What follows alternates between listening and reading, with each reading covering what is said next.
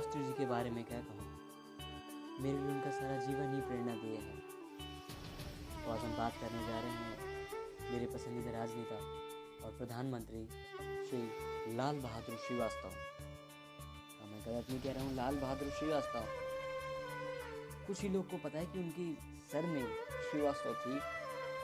वजह ये कि क्यों उन्होंने श्रीवास्तव सरनेम हटा दी, वो जातिवाद के खिलाफ थे। वो नहीं चाहते थे कि किसी इंसान की पहचान उसकी जाति से हो। वो मानते थे कि हर इंसान की पहचान उसके कर्म से होना चाहिए, उसकी ताकत से होना चाहिए, उसके कार्य से होना चाहिए। इसलिए उन्होंने कभी अपनी सरनेम अपने साथ नहीं लगाई। शास्त्री जी का जन्म 2 अक्टूबर 1904 मुगल सराय में हुआ था। शास्त्री जी भारत के दूसरे प्रधानमंत्री बने। हालांकि शास्त्री जी की फाइनेंशियल कंडीशन बचपन में बहुत ही खराब थी। उनके पिताजी क्लर्क थे, लेकिन काशी विद्यापीठ से ग्रेजुएशन करने के बाद उन्हें शास्त्री टाइटल मिला। शास्त्री मतलब स्कॉलर। शास्त्री जी प्रधानमंत्री बने जवाहरलाल नेहरू के निधन के बाद। लेकिन आज मैं यहाँ उनके जीवन के बारे में नहीं बताऊंगा, बल्कि उनकी ईमानदारी, साहस, निष्ठा, देश प्रेम के बारे में बात करूंगा, जिससे आगे चलकर जो भी इस डायरी, जो भी मेरी बातों को सुने, उसको भी प्रेरणा मिले। जब नेहरू सरकार थी तब के समय सरकार सेना पर कम खर्च करती थी। इसी वजह से हम 1962 के युद्ध चीन से बहुत बुरी तरह हार गए थे, क्योंकि हमारे पास पर्याप्त गोला बारूद नहीं थे और उस युद्ध में भारत की बुरी तरह हार हुई थी। इसको लेकर हमारी भारतीय सेना का मनोबल भी काफी गिर चुका था। लेकिन आप सबको तो वैसे भी पता है कि पाकिस्तान हमेशा से कश्मीर को हथियाना चाहता था। 1965 में पाकिस्तानियों ने सोचा कि यही सही मौका है भारत पर हमला करने की। उन्हें लगा कि अभी तो कुछ साल पहले भारत चीन से हारा है और भारत की सेना काफ़ी कमज़ोर हो चुकी है, यही सही मौका है कि हम कश्मीर को हथिया लें। लेकिन वो अनजान पाकिस्तानी भूल चुके थे कि भारत का प्रधानमंत्री बदल चुका है और भारत की नीतियाँ बदल चुकी हैं। वो भारत नहीं रहा जो नेहरू के समय था। अब ये शास्त्री जी का देश है। शास्त्री जी भारत के पहले और आखिरी ऐसे प्रधानमंत्री बने जिन्होंने रक्षा बजट, डिफेंस, इन्वेस्टमेंट 25% किया। और फिर क्या था, अनजान पाकिस्तानियों ने युद्ध तो छेड़ दिया और वहां शास्त्री जी ने भी सेना को खुली छूट दे दी कि यही समय है पाकिस्तान को मुंह तोड़ जवाब देने का।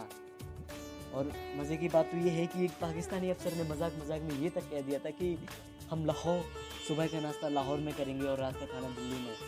पर शास्त्री जी ने वो अफसर के ही दांत खट्टे करवा दिए।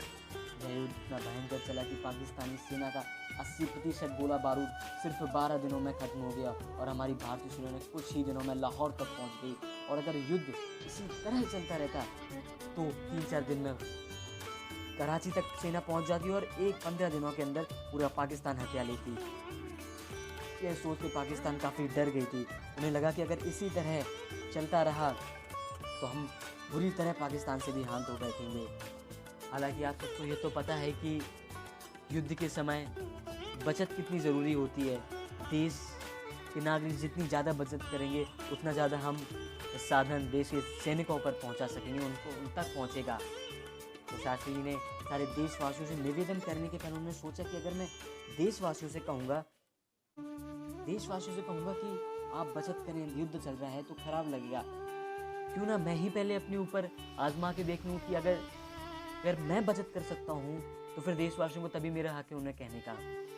तो सबसे पहली बात शास्त्री जी ने युद्ध के समय यह की कि उनके घर पे एक काम वाली बाई आती थी जो उनके घर पे झाड़ू पोछा का काम करती थी। शास्त्री जी ने उसको भी मना कर दिया कि आज कल से आप मत आइएगा, घर का काम मैं कर लूँगा। तो उनकी हालांकि शास्त्री जी की जो बीवी थी ललिता शास्त्री, वो हालांकि बहुत बीमार रहती थी। तो ये काम वाली बाई ने पूछा कि आप शास्त्री जी मुझे हटा देंगे तो फिर घर का काम कौन करेगा। तो शास्त्री ने कहा अपना कमरा तो मैं खुद साफ कर सकता हूँ, बाकी घर की साफ सफाई मेरे बच्चे कर लेंगे, उनकी भी मैं मदद कर दूंगा। और उनके घर पे एक कपड़े धोने की भी आती थी एक बाई। तो शास्त्री जी ने उसे भी मना कर दिया कि आज से अपने कपड़े मैं खुद ही धोऊंगा। शास्त्री जी 2 जोड़ी कपड़े रखते थे, एक पहनते थे धोती कुर्ता बस। तो उन्होंने अपनी बाई से कह दिया कि अपने कपड़े तो मैं खुद धो लूँगा। और फिर क्या, शास्त्री जी घर का सारा काम खुद करने लगे, क्योंकि उस समय भारत के प्रधानमंत्री थे। आज के समय देखा जाए तो ऐसा कोई नहीं कर सका। मैं तो सोच भी नहीं सकता कि उस समय शास्त्री प्रधानमंत्री होते हुए भी इतने बड़े बड़े डिसीजन चुटकियों में ले लेते। शास्त्री जी ने अपनी बीवी से पूछा कि तुम घर खर्च कितने रुपए में चला सकती हो महीने का। तो उनकी बीवी ने कहा 200-300 रुपये में। तो शास्त्री जी ने अपनी बीवी को 275 रुपये दिए और कहा कि और 50 रुपये तुम कम कर सकती हो तो करो, क्योंकि इस समय देश को सख्त ज़रूरत है बचत की। और फिर क्या था, शास्त्री जी के कहने पर सारा देश ने बचत करना चालू कर दिया था। ऐसे थे हमारे प्रधानमंत्री भारत के, उन्होंने अपनी तनख्वाह भी छोड़ दी कि मैं भारत में प्रधानमंत्री पद की तनख्वाह अभी कुछ दिन तो नहीं लूँगा जब तक युद्ध चलता है। और आज के समय देखा जाए तो मंत्रियों की, प्रधानमंत्रियों की तनख्वाह 3 गुना बढ़ चुकी है। और क्या था, भारत की सेनाओं का भी मनोबल काफ़ी बढ़ चुका था और वहाँ पाकिस्तानी सरकार भी काफ़ी डर चुकी थी। उन्हें लगा कि इसी तरह चलता रहा तो पाकिस्तान से हाथ धो बैठेंगे। तो उन्होंने अमेरिका को कॉल किया कि आप हमारी मदद करिए। तो अमेरिका ने भी दबाव करना शुरू किया शास्त्री जी के ऊपर कि आप युद्ध रोक दीजिए, नहीं तो फिर हम अपनी तरफ से सेना भेजेंगे। लेकिन वो जानते थे कि शास्त्री जी किसी के दबाव में नहीं आने वाले हैं। और उसकी एक ही वजह थी, उनके एक पहले एक्सपीरियंस हो चुका था अमेरिका वालों का शास्त्री जी के साथ। वो जान चुके थे कि शास्त्री जी ऐसे नेता नहीं हैं जो किसी के दबाव में आ जाएं और युद्ध रोक दें। और जो क्या वारदात हुई थी, क्या घटना हुई थी जिससे अमेरिका को लग रहा था कि शास्त्री जी किसी के दबाव में नहीं आने वाले, वो मैं अगले एपिसोड में आपको ज़रूर बताऊंगा। तब तक जुड़े रहिए हमारे साथ। उम्मीद करता हूँ कि आपको इस एपिसोड में कुछ अच्छी बातें सीखने को मिली होगी हमारे देश के प्रधानमंत्री से। जय हिंद, जय भारत।